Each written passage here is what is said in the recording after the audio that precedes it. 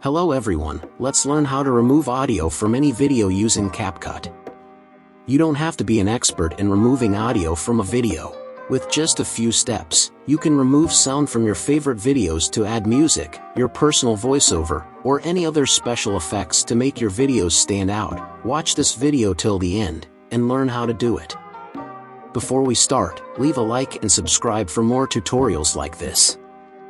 First, let's open CapCut app on your device, and go to add some video from your gallery. In this video I will show you a two method to remove audio from video. So the first one is to select a video you add. That will open Tools bar in the bottom of the screen. Next on that bar scroll to the right to find volume icon, and when you find click on it. That is open side menu, and on this menu you need to turn the volume all the way down, and that is it for this first method.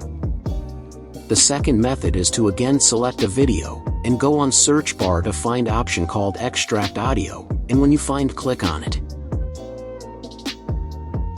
This option has extracted the sound from this video, and added that sound in another layer. Then to remove that audio click on sound and go to delete it by tapping on little bin icon, and that is it.